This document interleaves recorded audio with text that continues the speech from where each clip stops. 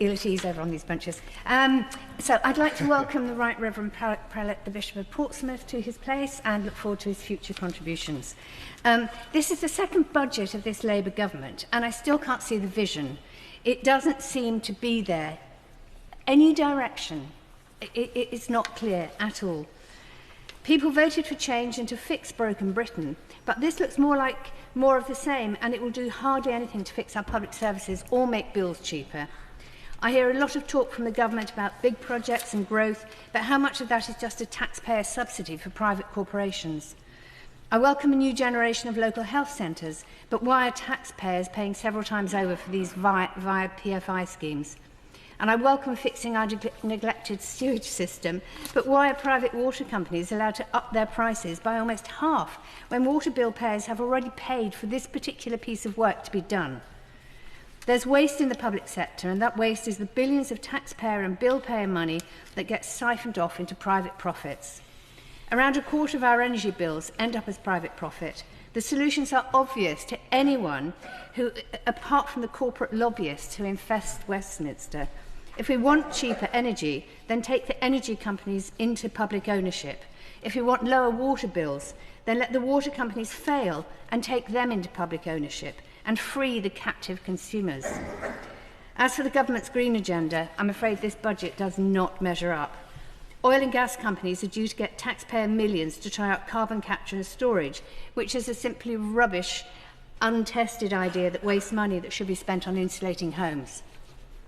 We have airport expansion and more pollution, but no tax on aviation fuel, no tax on private jets, and no tax on frequent flyers. Instead, my fear is that much of the £1.5 billion being spent moving the M25 to allow Heathrow to expand will end up being funded by taxpayers. Meanwhile, there are hundreds of bus and rail improvement schemes around the country which get absolutely nothing. The planning system has been changed to allow developers to make a bigger profit with a trash-for-cash approach that will impose schemes on local people that damage nature and don't meet the needs of those communities. The budget is meant to be about growth, but Labour are promoting the unhealthy growth of corporate profits and a growth in greenhouse gases.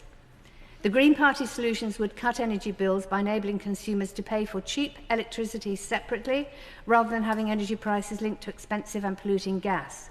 We would fund any policy measures via tax and reduce energy bills that way. We would also take the big six into public ownership and stop the drain of bill payers' money to private profits. Water companies would be expected to do their job, and if they fail, they lose the licence.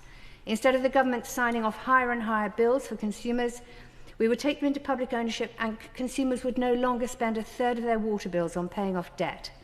We would bring in local rent controls by giving local authorities the power to control rents, similar to those that have just been granted in Scotland.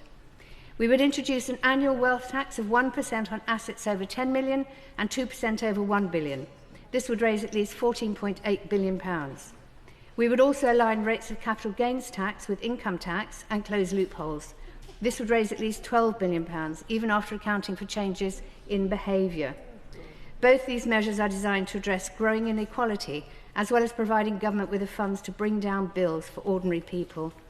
A green budget would be the beginning of the end for a system of privatised utilities, fleecing bill payers, and the ultra-rich getting away with not paying their fair share. And I just want to ask, where is Labour? Where is its vision?